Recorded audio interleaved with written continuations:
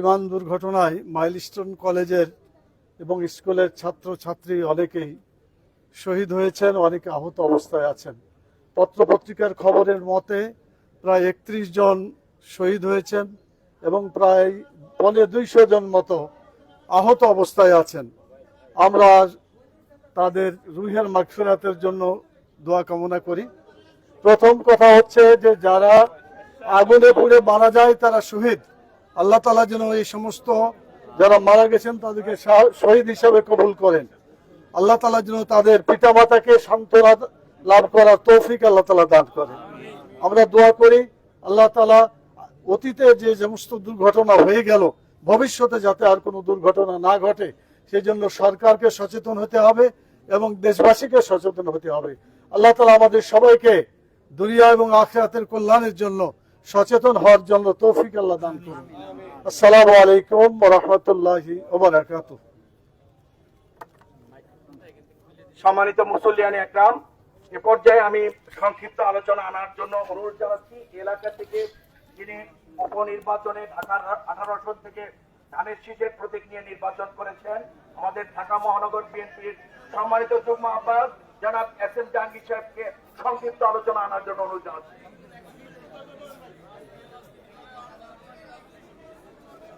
বিসমিল্লাহির রহমানির রহিম। উপস্থিত এলাকার মুরব্বিয়া, উপস্থিত এলাকার বিভিন্ন রাজনীতি দলের নেতৃবৃন্দ, আসসালামু আলাইকুম। আমরা অত্যন্ত দুঃখের সাথে জানাচ্ছি গত 21 তারিখ যে প্লেন দুর্ঘটনা ঘটেছে তাতে আমাদের এই এলাকার অনেক সাধারণ ছাত্রছাত্রী মৃত্যুবরণ করেছে। আমরা শহীদদের রুহের মাগফিরাত কামনা করছি এবং বিশেষ করে আজকে আমরা যারা জানাজায় আসছি অত্যন্ত দুঃখজনক ঘটনা, সেটা হলো ওনার দুটি সন্তানের মৃত্যুবরণ করেছে। গতকালকে আমরা এখানে একজনের জানাজা করেছি, আজকে আরেকটা সন্তানের জানাজা করেছে। আল্লাহ রাব্বুল আলামিনের কাছে আমরা সবাই দোয়া করি যাতে আল্লাহ রাব্বুল আলামিন এই বাবা মাকে একটু ধৈর্য ধারণ করার শক্তি দেয়। আল্লাহ রাব্বুল আলামিন তাকে সন্তান দিয়েছিলেন, তিনি দিয়ে গিয়েছেন, কিন্তু আমরা ইহ জগতে বাবা মা হিসাবে আমরা এই ধৈর্য ধারণ করতে পারি না, আমরা অক্ষম। আল্লাহ রাব্বুল আলামিন যাতে সেই ধৈর্য ধারণ করার শক্তি দেয়, সবাই তাদের জন্য দোয়া করবেন এবং যারা আজকে হাসপাতালে মৃত্যুর সাথে পাঞ্জা নড়ছে তাদের জন্য দোয়া করবেন। আল্লাহ রাব্বুল আলামিন যাতে তাদেরকে মাফ করে দেন এবং তাদেরকে দ্রুত সুস্থতা দান করেন।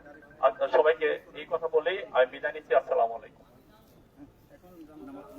জানাজা ফরজে কিফায়ার নামাজ, তাকবীরে শহীদ ইমামের পিছনে বলিতেছে আল্লাহু আকবার, এই নিয়তে দাঁড়ায় যায়, কিন্তু বাচ্চার বয়স অল্প, নাবালিগ। বড় যে দোয়া পড়ে থাকে জানাজার দোয়া, এখানে ছোট দোয়া পড়তে হবে। আল্লাহ আলহু লানা ফারাদাও ওয়াজআলহু লানা আজরা ওয়া যুকরা ওয়াজআলহু লানা শাফিআ ওয়া মুশফাআ, এই দোয়া পাঠ করব।